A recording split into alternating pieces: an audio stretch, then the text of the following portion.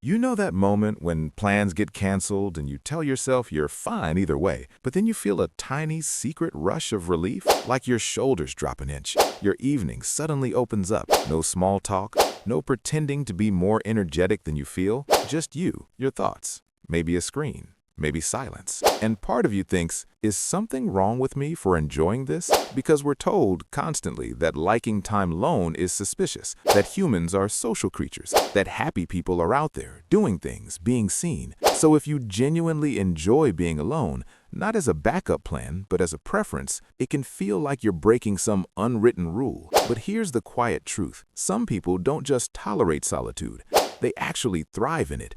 And not for one single reason. There are different psychologies behind why being alone feels calming, grounding, even joyful for certain minds. So let's talk about what's really going on.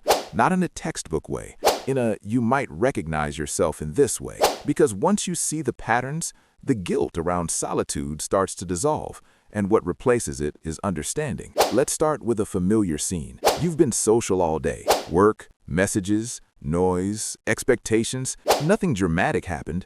No conflict, no crisis. And yet by evening, you feel strangely hollow, like your brain has been left running in too many tabs. When you finally get home and close the door, the quiet doesn't feel lonely, it feels like oxygen. This is the psychology of people whose nervous systems are easily overstimulated. For some minds, the world is simply loud, not just in volume, but in input, faces to read, tones to interpret, micro adjustments to make so everyone stays comfortable. Even pleasant conversations require constant background processing, and over time, that processing drains energy. Solitude for these people isn't about escaping others. It's about giving the nervous system a break. When they're alone, their brain can finally stop scanning. No one needs anything. No one is watching.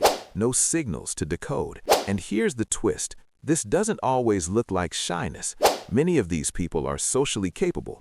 They can be funny, articulate, even charismatic. But after social time, they don't feel energized. They feel spent. Alone time is how they reset back to themselves. If this is you, you might notice that your best ideas come when you're alone, or that your mood improves after a few quiet hours, even if you didn't realize you were tense before. Solitude isn't isolation, it's regulation. Then there's another type, and this one is more subtle. Picture someone sitting alone in a cafe, no phone, just watching people pass by, or walking at night with headphones on, not to block the world out, but to let their thoughts wander. These people don't just rest when they're alone, they think. This is the psychology of inward-oriented minds. Some people process life internally. They don't fully understand how they feel until they've had time alone to reflect. Conversations are fine, but they can interrupt that inner dialogue. When they're with others, their attention goes outward. When they're alone, it finally turns inward again. Solitude becomes a space where thoughts can stretch out without being cut off, where emotions can surface without needing to be explained, where meaning gets assembled quietly in the background. These are often the people who journal without intending to, who replay conversations not out of anxiety but curiosity, who enjoy long stretches of uninterrupted time because that's when their inner world comes alive. For them, being alone isn't empty, it's rich. It's where they feel most mentally at home. And too much social time can actually make them feel disconnected from themselves, even if they're surrounded by people. Maybe you felt this, that strange sensation of being with others but slightly out of sync, like your real thoughts are waiting patiently for you to be alone again. Then there's a profile that doesn't get talked about as kindly. Imagine someone who enjoys being alone because it feels safe. No judgment, no misunderstandings, no emotional surprises. When they're alone, nothing can go wrong socially because there is no social situation at all. This is the psychology of people who learned early to self-contain. For some, enjoying solitude isn't just preference, it's adaptation. Maybe they grew up in environments where being visible meant being criticized, or where emotional expression wasn't welcomed. Over time, they learned that being alone meant fewer risks. But here's what's important. This doesn't automatically mean damage or avoidance. It means competence. These people developed strong inner resources. They learned how to meet their own emotional needs.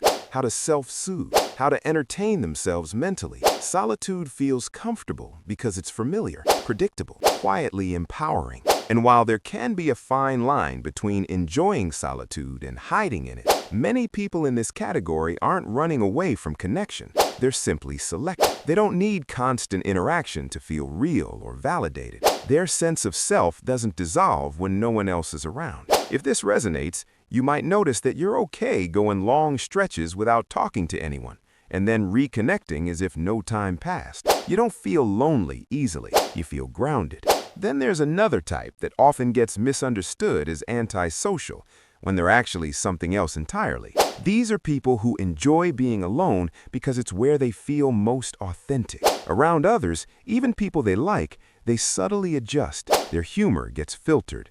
Their opinions get softened. Their energy gets edited. Not because they're fake, but because social harmony requires compromise. When they're alone, that editing stops. They can like what they like without explaining it, think what they think without defending it, move at their own pace. The relief comes not from silence, but from dropping the performance. This doesn't mean they're dishonest socially. It means they're sensitive to social dynamics, and sensitivity often leads to self-monitoring. Solitude becomes the one place where the internal and external self fully align. If you've ever felt more yourself on a quiet night alone than at a party full of people who love you, this might be your pattern. Alone time isn't a rejection of others. It's a reunion with yourself. And then there's one more type, maybe the most ironic one of all. Some people enjoy being alone because it gives them control over their energy. They know that attention is limited, that emotional labor adds up, that being available all the time comes at a cost. So they choose solitude intentionally, like budgeting time or money. This is often seen in people who are deeply observant. They notice how quickly their mood shifts based on environment, how one draining interaction can color the rest of their day. So they design their lives to include space, not isolation, space. They might turn down plans not because they dislike people, but because they value their internal balance. Alone time is preventative care. It keeps them from becoming resentful, exhausted, or numb. If this is you, you might feel most generous after being alone, more patient, more present. Solitude doesn't make you distant. It makes you better when you do show up. Now here's the part that often surprises people. Enjoying being alone is not the same as being lonely. Loneliness is a lack of connection. Enjoying solitude is a preference for a certain quality of connection, often with yourself. And in a culture that equates constant interaction with happiness, that preference can look suspicious, even to you. You might catch yourself thinking, shouldn't I want more? Shouldn't I miss people more? But psychology doesn't work on should, it works on fit. Some nervous systems crave stimulation, others crave depth. Some people refuel in crowds, others refuel in quiet rooms with the door closed. Neither is superior. They're just different strategies for staying balanced in a noisy world. The real question isn't why do I like being alone?